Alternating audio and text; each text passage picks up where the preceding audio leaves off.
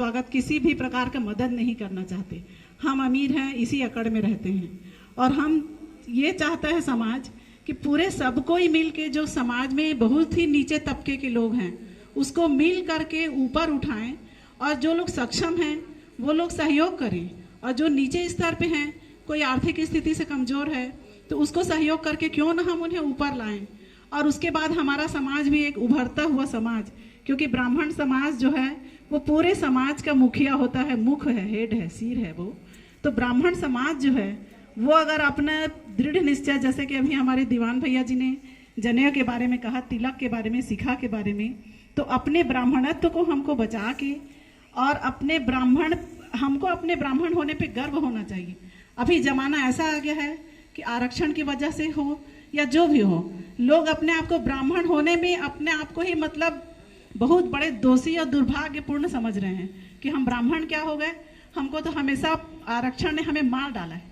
तो हम आरक्षण की दुहाई दे करके, और सरकार चाहे कोई भी आ जाए आरक्षण को वो बदल नहीं सकती।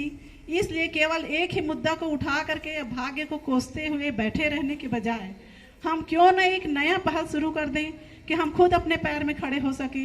हम अपने बच्चों को प्रोत्साहित करें कि बेटा कोई बात नहीं, तुम एक कोई दुकान खोलो, छोटा सा किराना दुकान खोलो, बिजली दुकान खोलो, पान ठेला चलाओ, फल का ठेला चलाओ, लेकिन लड़का पैर में तो हमारी जो मानसिकता है कि लड़की पर लड़का देखे रे कैसना लड़का चाहिए, कुछ हुआ छोटे मोटे एक सरकारी नौकरी चाहिए। तो भाई लड़कों को सरकारी नौकरी मिलेगी कहाँ से, जब तुमको 90% 99% वाले लाइन में खड़े हो, वहाँ 40% वाला तुम्हारा नौकरी लेके चला जाता है और वो 90 वाला लड़का जो वापस आया है तो बेरोजगार है, एक तो उसको नौकरी भी नहीं मिली, फिर ऊपर से उसको छोकरी भी नहीं मिलेगी, तो वो लड़का सुसाइड नहीं करेगा तो क्या करेगा। तो ये समाज की इतनी दयनीय स्थिति है।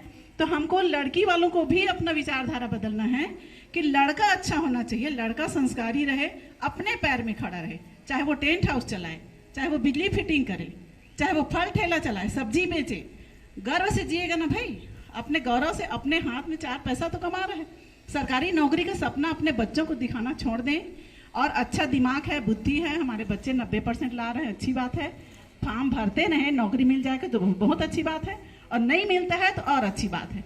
हमको इतना दुख हो के, निराशाजनक हो के और केवल सरकार को कोसते रहने से कुछ नहीं होगा। क्योंकि अगर हम इसके इतिहास में अगर हम जाएंगे तो सब कोई भीमराव अंबेडकर जी को गाली देते हैं, उन्होंने ऐसा क्या संविधान में लिख दिया है। उन्होंने तो केवल 10 वर्ष के लिए लिखा था ना भाई आरक्षण को, और उस समय में हमारे ही पूर्वज लोग दलितों को इतना ज्यादा मतलब गिरे हुए और इतना नीचे दिखा करके उनका शोषण किए हैं।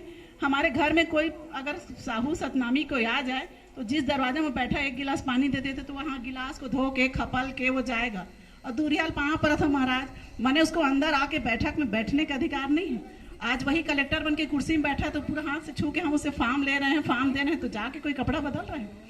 तो पहले हमारे पूर्वज लोग बहुत ज्यादा जनेऊ टांग चुके हैं। ये उसी का दुष्परिणाम है कि हम लोगों को, संतान को, इस पीढ़ी को उसका दुख भोगना पड़ रहा है। ये भी एक समय है, टल जाएगा, उसके बाद परिवर्तन का दौर तो चलते रहता है। कभी न कभी तो ये अत्याचार का अंत तुरंत नहीं होगा, लेकिन कभी ना कभी तो होगा। तो कम से कम हम एक बहुत सरकारी नौकरी वाला बेटा ना रहे, दामाद ना खोजें, बेटी को ना मिले, एक अच्छा इंसान तो बना सकते हैं अपने बच्चों को। केवल यही संस्कार हमको आगे की पीढ़ी को देना है कि हमको समाज में सिर उठा करके ऊपर चलने के लायक हम अपने बच्चों को रखें और किसी भी दूसरे समाज में जाने से बचें, अपने समाज को प्रोत्साहित करें। इन्हीं शब्दों के साथ एक बार पुनः सबको बहुत बहुत धन्यवाद।